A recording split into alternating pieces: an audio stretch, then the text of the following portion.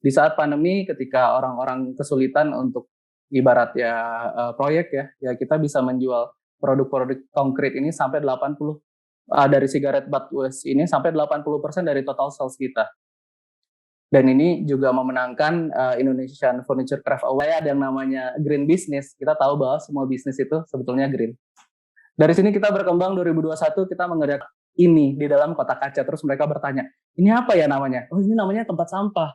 Kalau kakek-kakek kita dulu ada sampah dimasukin ke sini. Lalu diapakan? Ya dibuang ke laut, dibuang ke gunung. Buat mereka akan aneh sekali karena di zaman itu tidak ada lagi yang namanya sampah. Yang ada adalah material yang belum termanfaatkan dengan maksimal. Sekarang ada prinsip ekonomi adalah menghasilkan keuntungan sebesar-besarnya dengan modal yang sedikitnya, lalu juga ada bahasa seperti peluang adalah masalah orang lain yang mereka tidak bisa selesaikan dan itu adalah peluang. Nah, saya waktu itu berpikir kalau semua pendekatannya seperti itu, tentunya ketika kita ingin monetize problem, ya problemnya tidak akan bisa selesai. Kalau saya membuat perusahaan yang mendapat untung dari kilogram sampah dikali rupiah, saya nggak mau sampahnya selesai gitu. Jadi saya coba ubah pola pikir itu menjadi masalah utamanya itu sebetulnya apa? Menurut saya pribadi, karena saya sama sekali bukan dari bidang lingkungan dan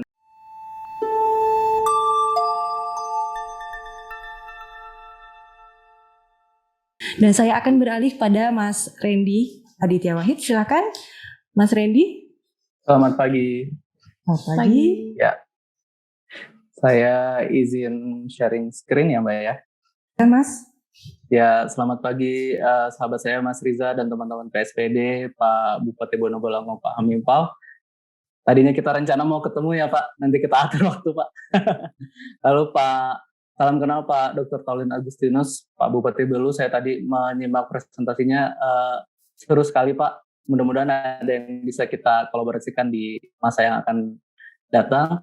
Mbak Rima Arta dari UNDP juga salam kenal. Saya izin share apa yang kami lakukan di desa kami di Parompong, yang dalam bahasa Sunda artinya kosong sama sekali, karena kami ingin membuat desa bebas sampah di tahun 2022. Saya nggak nyangka ada pandemik, jadi ternyata lebih berat mengejar 2022, tapi dengan bantuan teman-teman semua, saya yakin kita bisa melakukan ini. Disclaimer-nya adalah saya bukan yang paling ahli dalam hal ini, tapi saya hanya menceritakan apa yang kami lakukan. Parompong tadi sudah dijelaskan, didirikan di tahun 2017, dan kita ingin membuat Zero Waste High Performance Habitat di 2022.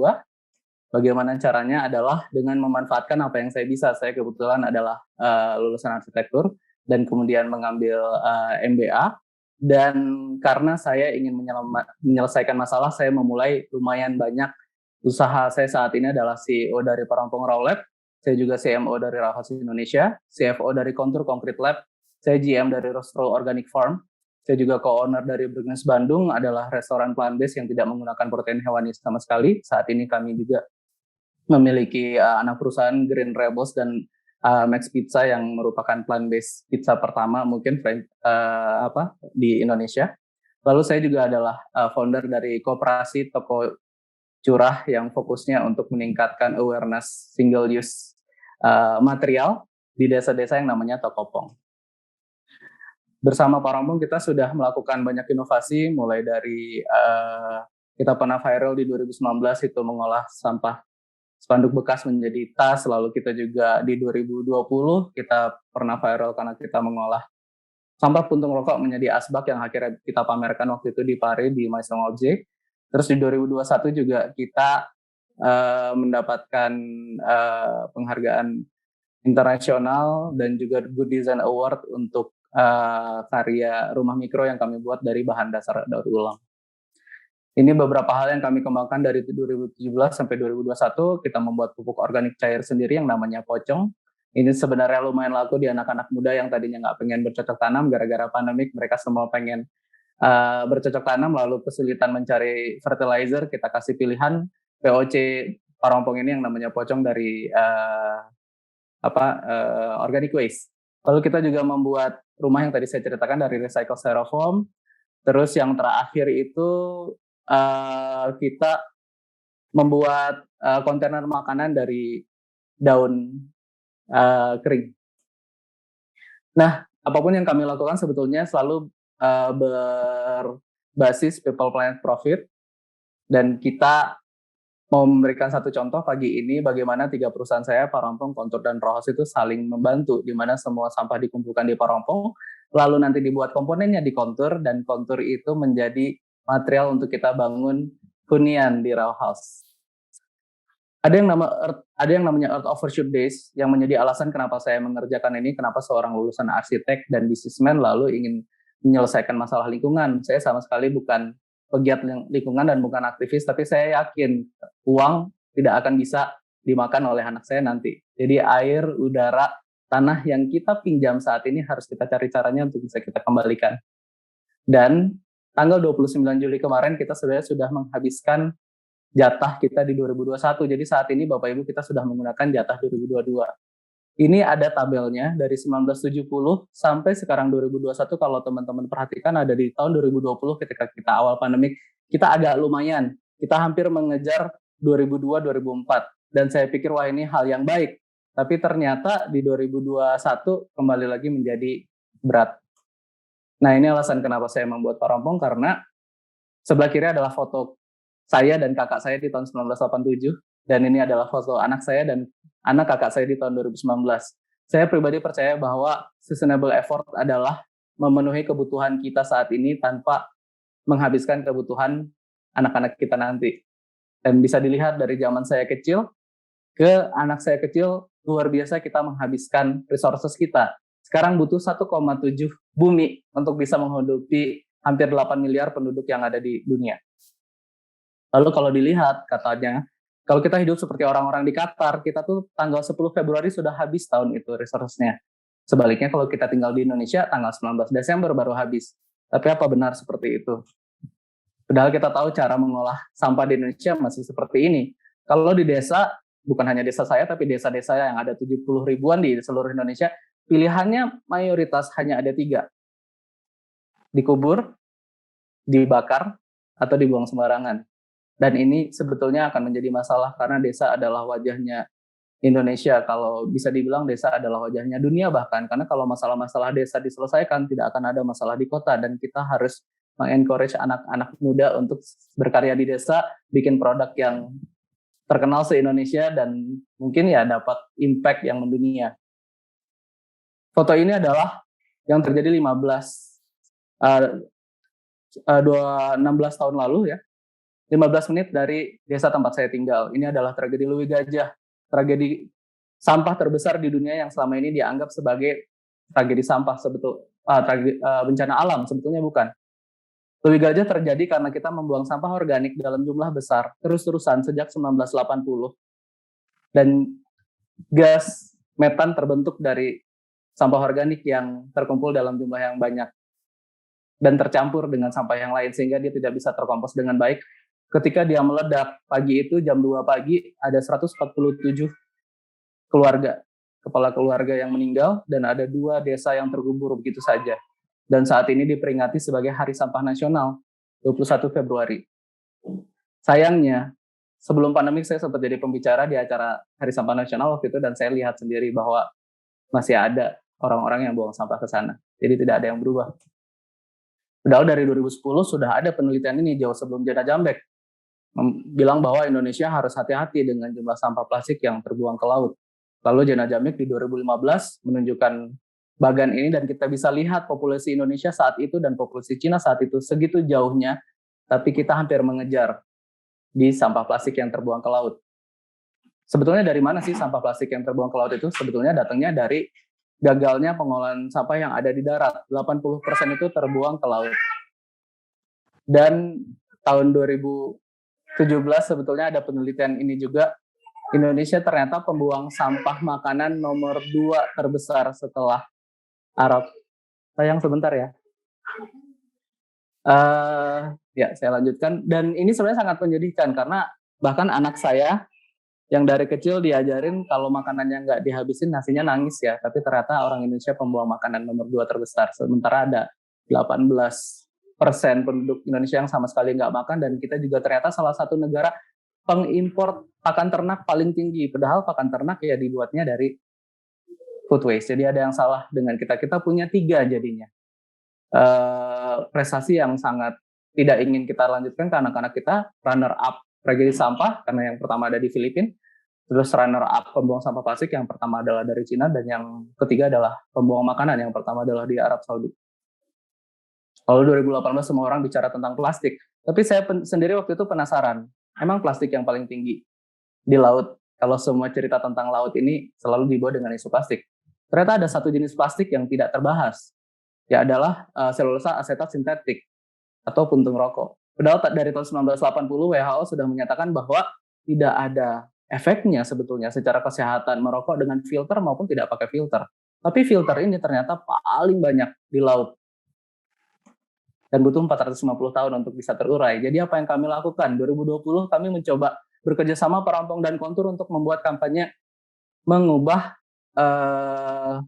sampah ini menjadi bahan bangunan. Tapi kami mulai bukan dengan ingin menyelesaikan masalah puntung rokok, karena puntung rokok ada 4,7 miliar terbuang setiap hari, dan kapasitas kami belum sampai ke sana. Kami memulai dengan sesederhana berpikir, kalau kita punya fiber yang selama ini selalu diimpor dari luar dan harganya naik turun, tergantung dolar, lalu harga produk kami menjadi terpengaruh. Bagaimana kalau kita cari produk lokal yang bisa kita dapatkan dalam jumlah banyak dan tidak tergantung sama naik turunnya dolar, dan juga tidak menghasilkan carbon footprint lebih tinggi karena kami harus impor dari luar. Lalu kami cari fiber itu bisa didapat dari mana ya? Ternyata bisa dapat dari puntung rokok. Dan pengolahan puntung rokok kami ini unik, kami pertama dan satu-satunya mungkin yang menggunakan metode ini, karena plastik itu bisa dimanfaatkan untuk RDF atau reduced direct fuel, pengganti bahan bakar. Fibernya kami pakai untuk produk konkrit, lalu cairannya ternyata bisa untuk pestisida alami yang saat ini sedang diteliti oleh Sekolah Ilmu Tinggi Hayati ITB, dan kami menggunakan hydrothermal yang merupakan mesin yang 100% buatan Indonesia dari Lab Thermodinamika ITB, hasil inovasi dari Dr. Panji Prawisuda, partner kami, yang membuat Parampong menjadi satu-satunya entitas swasta di Indonesia yang memiliki pendekatan hydrothermal ini untuk waste material. Dan dia menjadi produk yang macam-macam sekali. Bahkan produk ini salah satu produk paling lakunya kita. Di saat pandemi, ketika orang-orang kesulitan untuk ibarat ya proyek ya kita bisa menjual produk-produk konkret ini sampai 80 dari sigaret butt waste ini sampai 80% dari total sales kita. Dan ini juga memenangkan Indonesian Furniture Craft Award tahun 2020 sebagai top scorer untuk produk inovatif.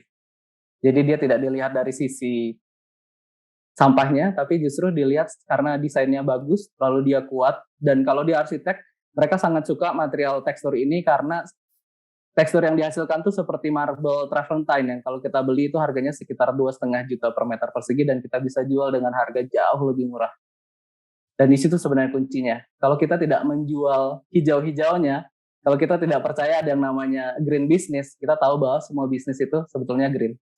Dari sini kita berkembang, 2021 kita mengerjakan single use mask, dan kita tahu bahwa ada 2,8 juta single use terbuang setiap menitnya, dan belum ada pengolahan yang bisa sustain karena rata-rata pengolahan memanfaatkan dana grant, memanfaatkan CSR dan lain-lain, tapi di sini kami berusaha membuat dia menjadi sebuah bisnis. Bagaimana caranya? Pertama ya kita masih menggunakan hydrothermal sehingga terpisah material maskernya tanpa perlu didisinfektasi, tanpa perlu diapa-apain, sehingga kalau ada resiko pengumpulan masker itu tidak steril, ya kita menyelesaikan itu dengan hydrothermal ini karena dia seperti autoclave, dia suhunya tinggi sekali sehingga virus itu kakinya adalah karbon, dan karbonnya ini akan hancur selama proses. Dan menjadi dua ini, dan ini sangat menarik. Pertama kita dapat synthetic fibernya, jadi 100% kita udah nggak impor. Yang kedua adalah 100% kita nggak pakai pasir sama sekali, karena pasir pun merupakan sumber daya alam yang jarang dibahas, tapi sebetulnya sudah sangat kekurangan di mana-mana. Jadi bayangkan dunia di mana semua produk material bangunan sudah tidak lagi menggunakan pasir, tapi menggunakan ya pecahan agregat yang kita dapat dari proses hydrothermal ke sampah residu yang selama ini dianggap tidak punya nilai. Karena sampah itu hanya ada 3 ya, organik, bisa organik atau bisa dikompos, anorganik atau bisa didaur ulang, atau yang ketiga tidak bisa diapa-apakan. Dan Parampong itu fokus ke sampah-sampah yang tidak bisa diapa-apakan. Jadi dia menjadi seperti ini, dan kita bermimpi untuk menggunakannya menjadi bahan bangunan. Dan saat ini beberapa komponen ini akan dipakai di Bonebulango di proyek kami akhir tahun ini bersama Pak Hamimpo mungkin adalah proyek pertama di Indonesia recycle center yang terbuat dari bahan bangunan material tidak terpakai dan dibangun dalam waktu yang sangat singkat. Semuanya prefab sehingga tidak menghasilkan sampah bukan hanya di pabrik kami tapi juga di lokasi pembangunannya. Dan dia 100% sulit dikorup. Tidak bisa. Kenapa? Karena semua komponennya kami nomorin, kita pakai sistem parametric design sehingga nggak ada cerita seperti oh ini pasirnya berapa ya, airnya berapa, semennya berapa, enggak. Semuanya hitungannya sudah sesuai sama komponennya dan dibangunnya seperti Lego. Jadi saya harap ini menjadi sesuatu yang sangat menarik untuk para rekan-rekan di pemerintahan untuk melirik sepertinya kita bisa punya produk-produk seperti ini. Lalu bagaimana cara pengumpulannya? Bahaya dong ngumpulin masker di saat begini. Kita punya proses yang sama sekali tidak terbuka, mulai dari pengumpulan sampai proses pengolahan yang menggunakan kantong yang namanya kresek kesadaran.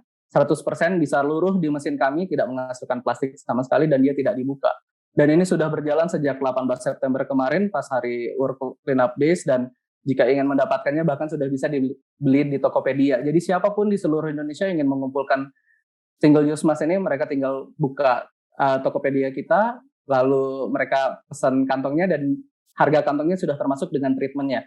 Bebas dari CSR, bebas dari grant, ini benar-benar adalah bisnis dari hulu ke hilir dan buat mereka menghabiskan 100.000 untuk bisa ratusan masker yang mereka pakai setiap harinya rasanya oke ya, karena Spotify aja sekarang udah berapa belas ribu, Netflix aja udah 149.000, jadi ini bahkan lebih murah dari Netflix teman-teman.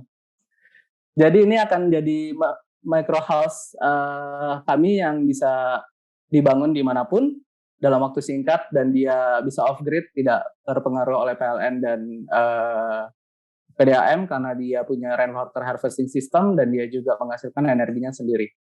Dan sudah terbukti bahwa 4 kali lipat lebih baik daripada bata merah dan bisa saving 2,3 ton CO2 emission. Dan juga memenangkan beberapa penghargaan mulai dari Wiraso Muda Mandiri, Because International, sampai Good Design Award. Dan sudah ada prototipenya di Parongpong.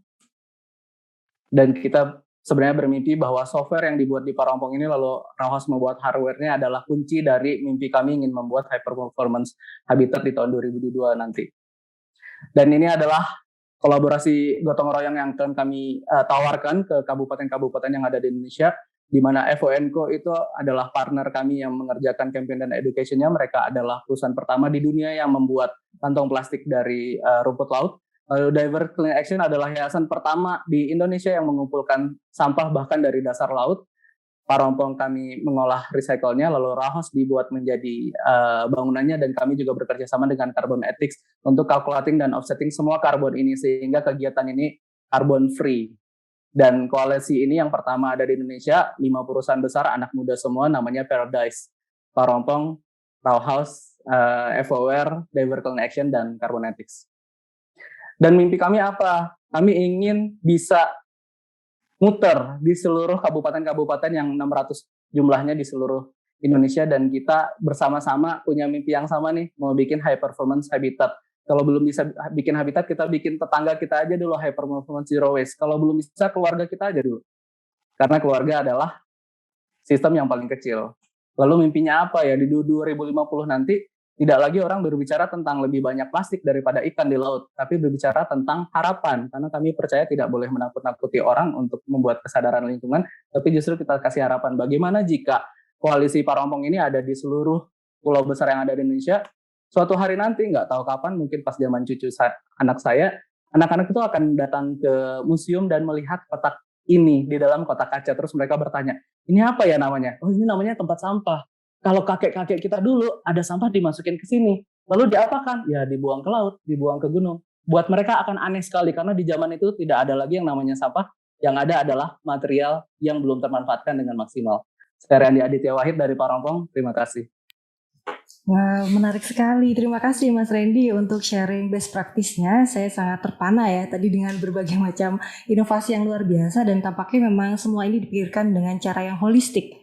Ini adalah perubahan sistemik dan kita perlu inisiatif ini berlangsung lintas generasi.